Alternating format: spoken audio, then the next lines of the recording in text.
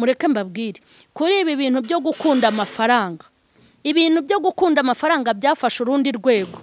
Ubu umuntu uramubaza ngo kwa runaka acururiza ati ndahakwereka ariko urampa akantu. Ubu umuntu arafata undi. Hari umuntu bigeze baha 100,000. Hari abagore 3 bahawe 100,000 ngo bazanire uburozima amasharire ariko muzi kuroga. Muzaroga n'ibitarogeka. Urabona mama sharirene wanyica ngewe ariko yewe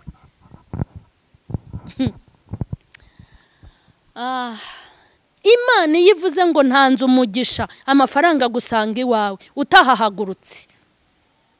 Abantu bazakunda amafaranga, bazakunda impiya, abantu bazaba birarira, ngo bazaba bibona, ngo abantu bazaba ari intumva kandi zirira ku muziro. Mukagenda mwambaye deshire rero mwarapfumuje amazuru no mu mukondo mwarashyizemwe amaherena ngo muri abantu. Ni mwebwe mutuma hagwa imvura idasanzwe. Ni mwebwe mwatumye ibiciro byiyongera. Simwe mwatumye umuceri ugura 5. Ibimenyetso bigaragaza kuza kwe byose biri kwihuta gusohora. Kandi ngo bazaba ari intumva. Ntureba bazaba ari intumva. Mbabwira ukuntu muri intumva. Ubu uraje ukurikirana iki kiganiro urebe. Nurangiza urebe wumve nibiri kuvugwa. Amagambo se mujya mwandika muzaba muri intumva.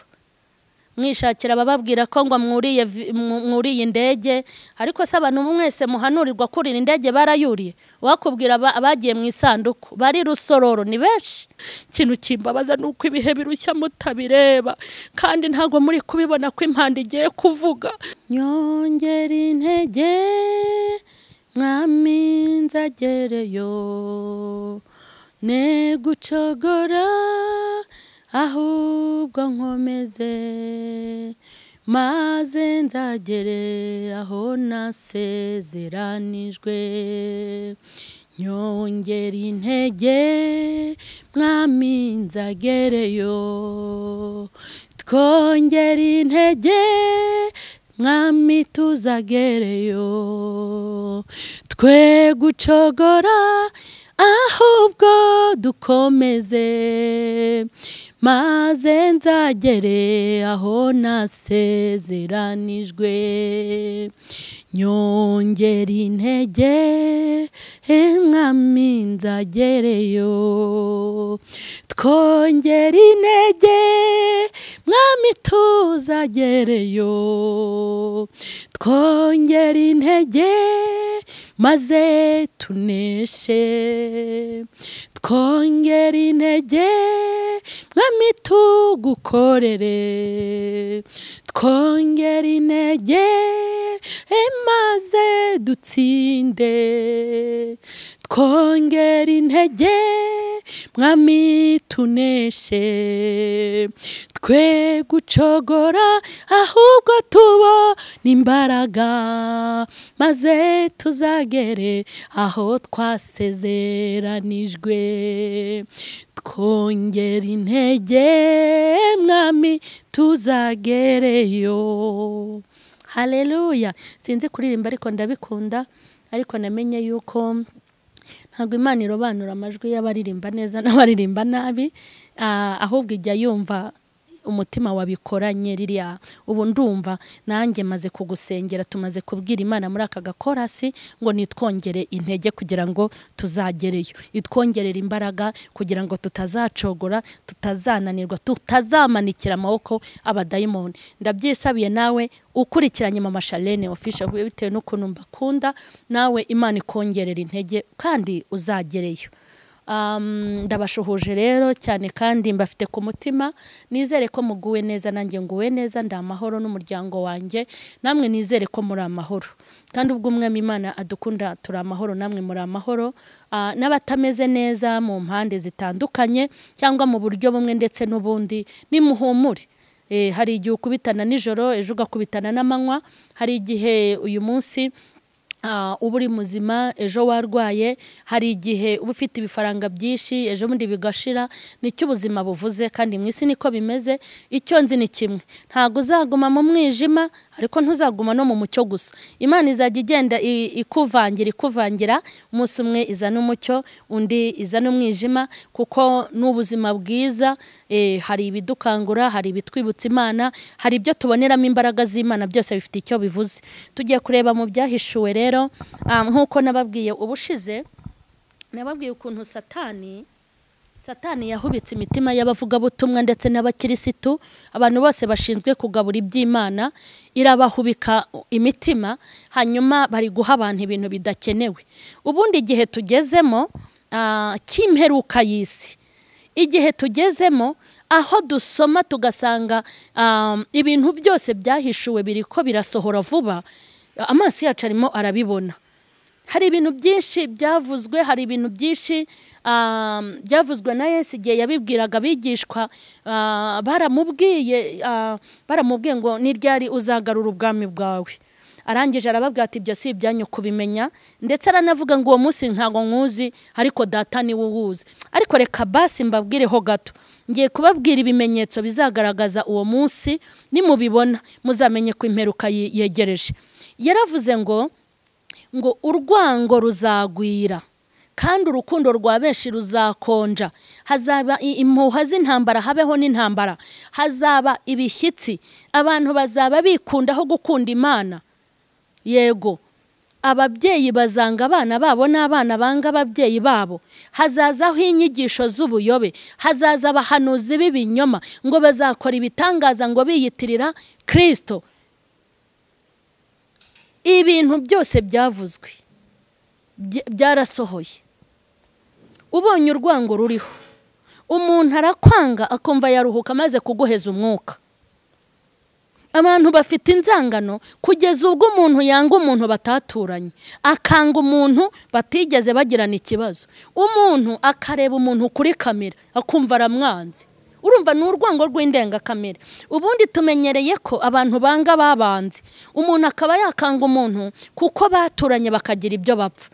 Umuntu akanga umuntu wenda kuko bakoranye mu kazi akamutwara abakiriya, kuko yamuteranyije na boss. Abantu bakaba bakangana kuko bafite imirima bahingamo, imihati ibagabanya. Umwe umurima we hariya na hariya, wenda umuntu agakubita isuka mu murima wundi akaba mutwaye icyondo igitaka cyuzuye isuka, akaba yamuhora icyo ngicyo.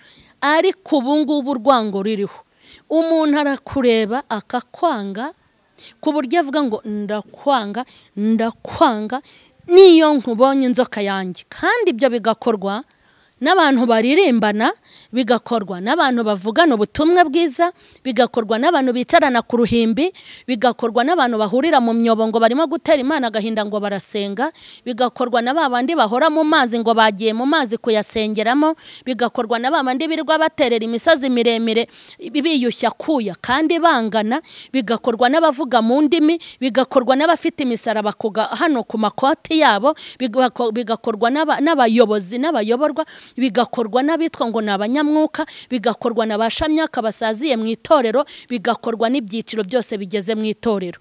Rero ijambo Bibiri yivuga ngo urukundo ruzakonja kandi abantu bazangana, abantu bazakunda impiya. Mureke mbabwire kuri ibi bintu byo gukunda amafaranga, ibintu byo gukunda amafaranga byafashe urundi rwego.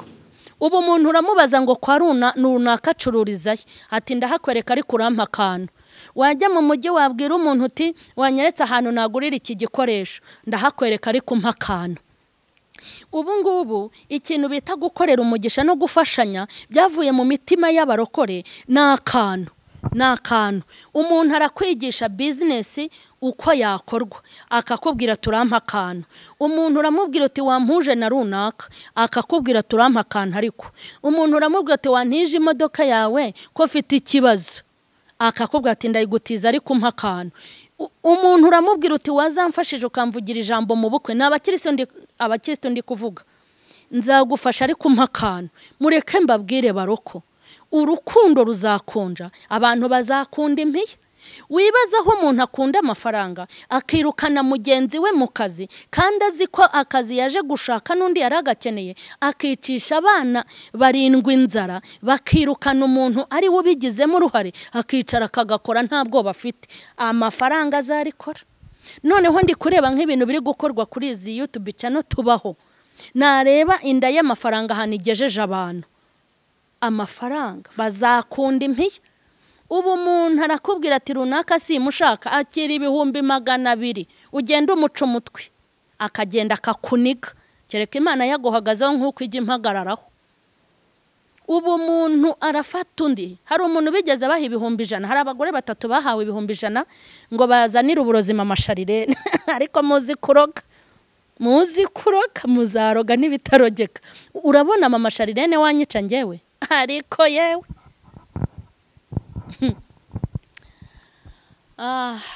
maze n'ipusi yiwawe ifite agaciro gufatira imbeba. Uzi ko n'ipusi woro yiwawe gufatira imbeba? Uzi ko n'igikombe kiri iwawe ukinywesha icyayi cyangwa amazi? Uzi ko isahane uyiriraho?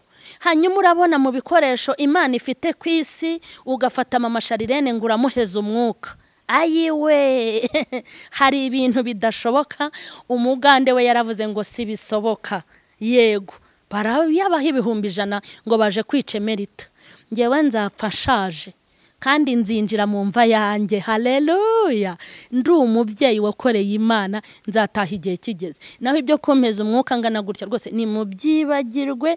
Hari ibiterane ntarahakoresha, hari inyigisho ntaratanga, hari ubutumwa bwiza nzageza ku mpera y'isi, hari abantu nyifitiye umumaro, ntago Imana yanjye yabikwemerera. Ibaze rero umuntu baha 100,000 ari umurokore ngo ugende umundogera umwice. Kandi ibyo bintu yamara kubikora akaza akadiyakona, yamara kuyakira akaririmba, agatera ikorasi, agakoma mu mashyi, bakagira imidiho. Abantu bazakunda amafaranga, nicyo nashakaga kukubwira. Umwuka wo gukunda amafaranga umaze gufata indi ntera. Ariko reka mbabwire, ugomba gukunda amafaranga, ariko amafaranga ntago agomba kwimura Imana, kuko Imana izana amafaranga, ariko amafaranga ntazana Imana. Amafaranga ntazatuma wanga umuntu, amafaranga ntazatuma umuvuga nabi. Reka mbabwire, dufite abantu bari kuza hano kuri kamera babahaye 5,000. 5,000 by'amanyarwanda. Koko mwabantu mwe, umuntu aguha 5,000 utazarya kabiri ngo guremo n'akaboga? 5,000 nibura ntaguhaye amafaranga uzarya amezi 2, ntaguhaye amafaranga uzarya umwaka wose. Aguha amafaranga uzuvuga ibitavugwa, aguha amafaranga uzuvuga ibintu nawe uzi ko ari amafuti. Baguha amafaranga uzuharabika abantu hejuru y'amafaranga. Amafaranga hari gutuma barokore bagwa. Abantu bazakunda amafaranga. Hari umurokore ureba akunda amafaranga ku buryo ashobora no kugutera icyuma. Ariko hari ikintu nabonye cy'amafaranga, Imana yiyahamagaye ikayayobora iwawe, ahita amera amatwi akamera amaguru. Wajya kubona kwabona akwizaniye iwawe wicaye muri saro, ujye ubimbaza ubusobona ndya amabuye. Imana yivuze ngo ntanze umugisha, amafaranga gusanga iwawe utahahagurutse. Abantu bazakunda amafaranga, bazakunda impiya. Abantu bazaba birarira ngo bazaba bibona, ngo abantu bazaba ari intumva kandi zirira ku muziro. Bazaba ngo bikakaza, bakunda impiya, badakunda babo. Uzi ko abantu badakunda babo? Uzi ko ari igihe usanga mu muryango harimo umuntu, ugasanga mu muryango harimo umuntu w'umukire ushobora gukiza akagari kose cyangwa umurenge wose, ariko ugasanga iwabo baracyaba mu nziva. Ugasanga barumunabe bambara bya rugabire byo muri 40 byacitse ibizuru, byacitse ikinyuma, yadodesheje inshuro nk'icumi. Ugasanga mu muryango w'inzara iri kubica. Ugasanga abana bo mu muryango we ntibiga kandi yarunze ibifaranga ku makonti. Ariko shimira Imana ukuntu ijya ibahima mugapfa mutayariye we, akazaribwa nabo mudafitanye amaraso. Mujye mupfa mugenda, undi subwo mumaze iki? Abantu badakunda babo. Uzi ko abantu badakunda babo? Muzareba abana benshi bari mu muhanda bafite ba se na ba nyina. Ugasanga umugore yafashe ijipo aratebeje, yikubiseho ikirungo, agiye muri saro, yarabyaye abana nka 3 ntaza aho baba. Abo yajugunye kwa nyirarume, abo yajugunye kwa nyirakuru. Abantu badakunda babo. ukagenda nyiramugore rero ukarya ifi ukarya inkoko uzi ko abo wabyaye wabakwiragije imihana ngo bazaba badakunda babo. Aho umuntu yijishura umwana wakamujugunya, aho umwana aza kuri kamera ati ngewe nta mama ngira, njya numva ngo mama ariho, njya numva ngo na papa ntiyapfuye. Ni gute abana babimfubyi bafite base na ba nyina? Erega impeta mwazikuyemo, mwarazijugunye, mwarisubiye, mwabaye abasore, mwabaye abakobwa, ariko ntabwo muzava ku isi mutishyuye. Nubona Imana iguhejeje umwuka utabanje kwishyurira inaha, amarira uriza abantu ukariza n'abana bawe, Imana izakwishyura. Mperutse kuganira n'abana ndababara, njye nkunda abana. Ese wa mwana we kuri hano mu muhanda, kuri hano mu muhanda, umwana wawe ukamubwira ngo mama yarantaye na papa yarantaye, koko mukagenda mwambaye deshire rero mwarapfumuje amazuru no mu mukondo mwarashyizemo amaherena ngo muri abantu. Ni mwebwe mutuma hagwa imvura idasanzwe, ni mwebwe mwatumye ibiciro byiyongera, si mwe mwatumye umuceri ugura 5. Mwankunguzi mwe, ibyaha mukora ni mwebwe mutuma ubuto buri kugura 19,000, maze mugende Mana katura ibiribwa. Ibikatura si bakaturira kuki? Bizakomeza bihende mwicwe n'inzara, kuko mukwiye inzara ntago mukwiye umugisha, kuko ibyo umuntu abiba nibyo azasarura. Kandi kikubwira ko iyo wubashye Imana, nk'ubu buto bw'19,000 tuzajya tuburya, ngenda burya da, kandi simpima ubukoroboyi uzabaze. Nzajya ndya inyama, ndya amafi, mwe na nido, ubundi nyine inze mvuga Imana yanjye neza. Sinzafatanya nawe inzara, kuko ntafatanyije nawe amanyanga. Erega Imana yambwiye ngo nimbabwize ukuri, yambwiye ngo babwize ukuri. Reka mbabwize ukuri, byose ni hahandi. Koko ibyo byose mujye mubikorera mu nsengero mubamo. Bazaba badakunda babo. Uwakubwira abantu bigize ifubyi bafite ababyeyi? Wari wabona aho umuntu yigira ifubyi afite ababyeyi? Wari wabona aho umuntu adashaka kugaragaza ko afite nyina na sema? Ariko muzi ko mwabahambye bagihumeka, ugaterwa isoni no kugira abavandimwe nk'abariya. Wakoresha ibirori ntubatumire ngo barasa nabi. Ese disi we, hari ibitugu bitaberwa n'ikotira? Nimba basa nabi wazabakubye bagacya, ukabasirimura ko nawe waribandi, we wasa gute? Ngo bazaba badakunda babo, niko Bibiri yivuga. Wari wabona abakobwa bageze i Kigali bagasirimuka, Imana ikabaha kwiga bagatera imbere, bajya gukoresha ubukwe ngo bazaba badakunda babo. Yajya gukoresha ubukwe ba nyirasenge bo mu cyaro ntabazane, kandi ngo ni umurokore, akajya gutira abagore beza bambara umushanana, babaye inzobe bakeye nka mama Sharirene, ngo agahamba ba nyirasenge, agafata abandi batagira icyo bapfana, ngo kugira ngo kuri kamera bazaze basa neza. Bazaba badakunda babo, niko ijambo ry'Imana rivuga. Bazaba badakunda babo. Umuntu akajya gushaka abasaza be b'abasirimu kandi mu cyaro yarabasizeyo, maze muri ya myanya hamwe batanga amakado, akicara akavuga ati masenge ntago rwose yakicara mu bantu, muri video yanjye yazaza asa nabi. Agafata ba nyirasenge b'i Kigali kandi mu cyaro yarabasizeyo, agafata base wabo b'i Kigali. Icyokora umuryango wawe ukawurimbura kandi uhari hejuru y'ubwibone n'agasuzuguro, kandi ngo muri abarokore. Bazaba badakunda babo, niryo jambo ndi kubigisha. Bazaba badakunda babo, bazaba badakunda babo.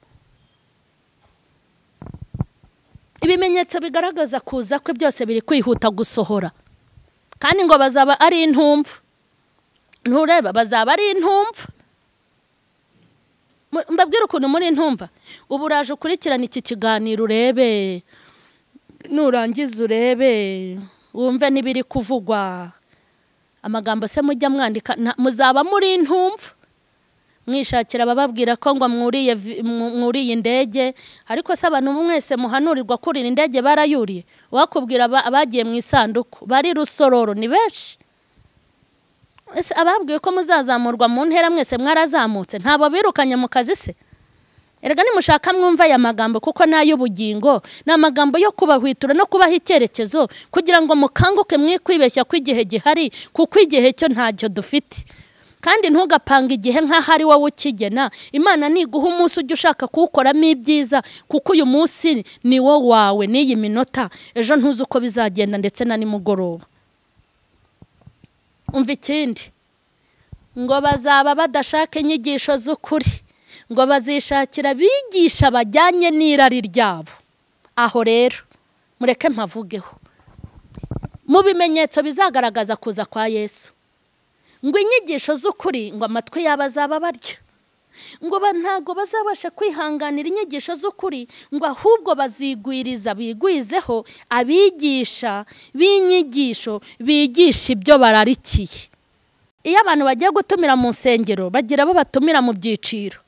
Iyo umuntu ari umuyobozi wo mu rusengero runaka ari umujura, atumira abajura b'abavuga butumwa kugira ngo bafatanye kwiba mu iteraniro. Abazi kandi abajura aba yicara akavuga turiya nimutumira mu iteraniro azatuma abakirisitu bamvaho. Uriya nawe yamutumiye akunda kuvuga iby'ijuru cyane, uriya nawe arihanisha, ariko uriya arasatura aranamanyura. Uriya yabasha guca amafaranga, naza mu iteraniro ndi bwunguke miliyoni.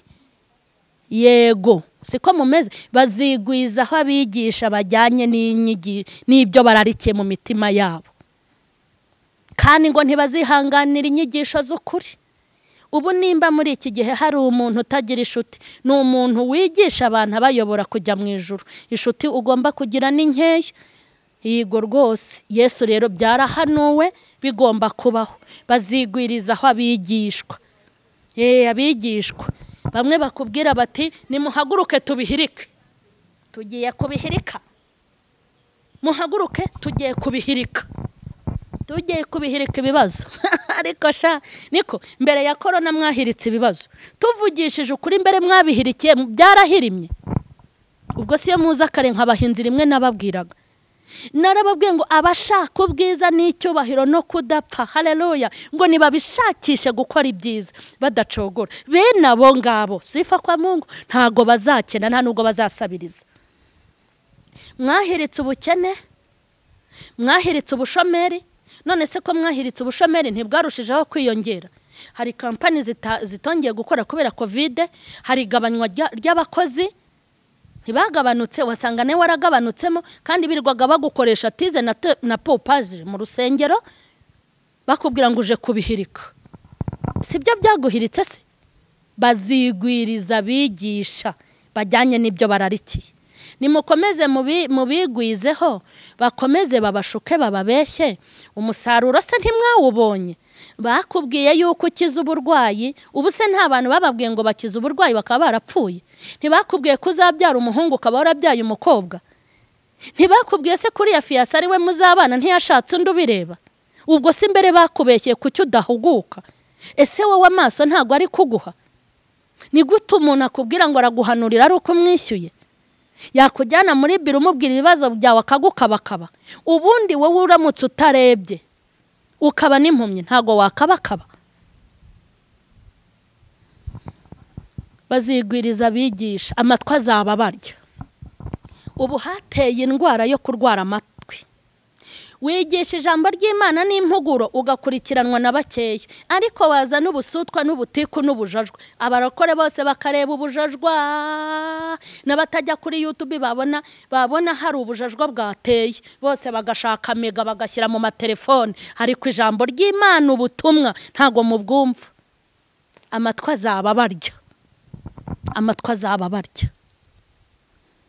Ndifuza ko dusenga,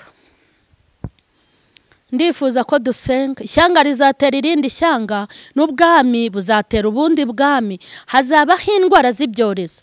Ninde muntu wari uzi ko tuzambara agapfukamunwa tukakambara igihe kingana kuri? Hazaza indwara z'ibyorezo.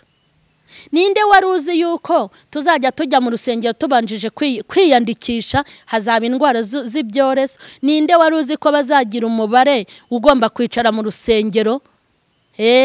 Noneho twageze n'igihe utagomba kwifuriza amahoro ya Kristo wo mwicaranye kugira ngo utamwanduza covid, hazaza indwara z'ibyorezo.